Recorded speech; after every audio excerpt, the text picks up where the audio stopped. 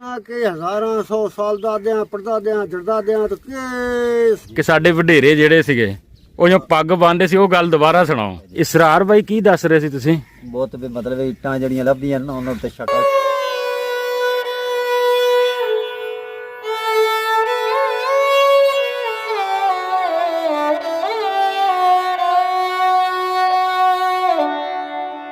ਸ਼ੁਰੂ ਕਰਦਾ ਵਾਂ ਅੱਲਾ ਦੇ ਪਾਕ ਨਾਂ ਤੋਂ ਜਿਹੜਾ तमाम ਜਹਾਨਾਂ ਦਾ ਪਾਲਣਹਾਰ ਹੈ।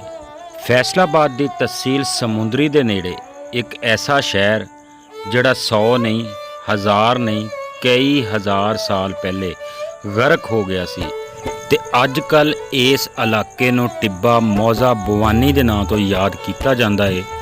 ਅੱਜ ਵੀ ਇਸ ਟਿੱਬੇ ਦੇ ਅੰਦਰੋਂ ਬਹੁਤ ਸਾਰੀਆਂ ਚੀਜ਼ਾਂ ਉਸ ਦੌਰ ਦੀਆਂ ਬਰਾਮਦ ਹੁੰਦੀਆਂ ਹੈ, ਜਿਹਦੇ ਵਿੱਚ ਦੀਵਾਰਾਂ, ਸਰੂੰਗਾਂ, ਹੱਡੀਆਂ ਤੇ ਬਹੁਤ ਸਾਰੇ ਲੋਕਾਂ ਦੇ ਮੁਤਾਬਕ ਕੀਮਤੀ ਅਸ਼ਿਆ ਵੀ ਮਿਲਦੀਆਂ ਨੇ। ਇਸ ਇਲਾਕੇ ਦੇ ਬਜ਼ੁਰਗਾਂ ਦੇ ਕੋਲ ਵੀ ਬਵਾਂਗੇ, ਉਹਨਾਂ ਨਾਲ ਗੱਲਾਂ ਬਾਤਾਂ ਵੀ ਕਰਾਂਗੇ ਤੇ ਇਸ ਟਿੱਬੇ ਦੇ ਬਾਰੇ ਜਾਣਨ ਦੀ ਕੋਸ਼ਿਸ਼ ਵੀ ਕਰਾਂਗੇ ਤੇ ਵੀਡੀਓ ਦੇ ਆਖਰ ਦੇ ਉੱਤੇ ਇਸ ਟਿੱਬੇ ਦੀ ਲੋਕੇਸ਼ਨ ਦੇ ਬਾਰੇ ਵੀ ਤੁਹਾਨੂੰ ਦੱਸਾਂਗਾ। ਵੀਡੀਓ ਨੂੰ ਲਾਈਕ, ਸਬਸਕ੍ਰਾਈਬ ਤੇ ਪਿਆਰਾ ਜਿਹਾ ਕਮੈਂਟ ਜ਼ਰੂਰ ਕਰਕੇ ਜਾਇਓ। तो चलो व्लॉग शुरू करते हैं।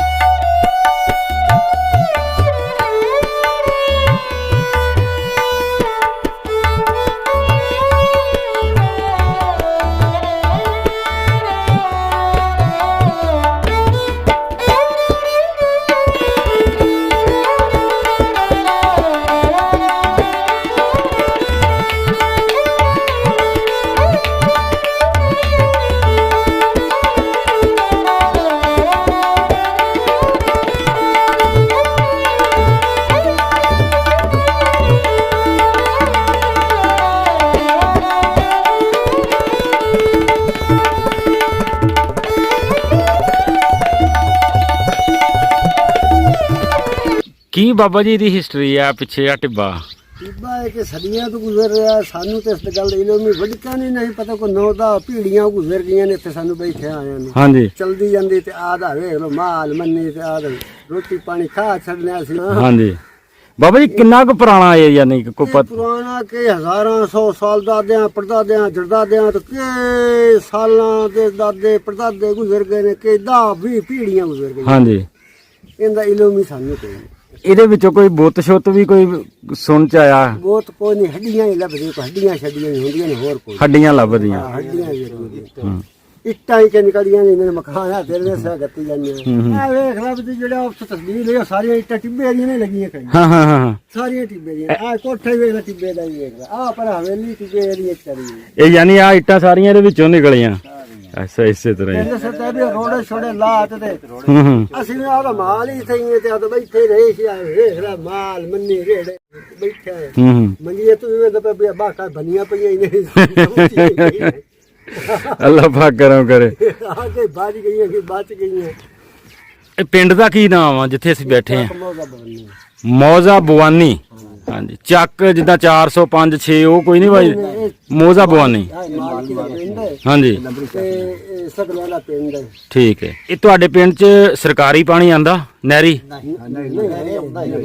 ਆਉਂਦਾ? ਇਹ ਜ਼ਮੀਨਾਂ ਨੂੰ ਅਲਾਟ ਹੈਗੇ ਆ? ਅੱਛਾ ਭਾਈ ਆਪਣਾ ਕੀ ਨਾਂ ਹੈ?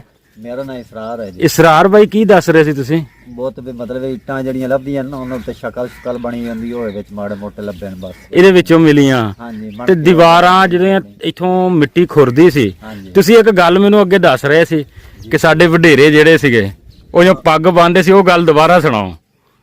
ਇਹ ਕਿੰਨੀ ਉਚਾਈ ਸੀ ਇਹਦੀ ਟਿੱਬੇ ਦੀ? ਇਹ ਟਿੱਬੇ ਦੀ ਉਚਾਈ ਤਕਰੀਬਨ ਇਤਨੀ ਕਾ ਹੈ ਕਿ 100 ਸਾਲ ਤੋਂ ਪਹਿਲੇ ਜਿਹੜੇ ਬੰਦੇ ਗੁਜ਼ਰ ਗਏ ਨਾ। ਹਾਂਜੀ ਉਹਨਾਂ ਦੀ ਜਨਾਬ ਆਖਾ ਤੇ ਜ਼ਬਾਨ ਸੁਣਾਈ ਦੀ। ਹਾਂ ਹਾਂ ਹਾਂ ਇਸ ਜਦੋਂ ਨੌਜਵਾਨਾਂ ਸੇ ਪੱਗਾ ਬੰਦੇ ਸੇ ਪੱਗਾ ਪਿਛਾ ਜਾ ਪੰਦੀਆਂ ਉਤਲਾ ਹਿੱਸਾ ਦਿਸਦਾ ਨਹੀਂ। ਇਹ ਇੰਨੀ ਦੀ ਉਚਾਈ ਸੀ।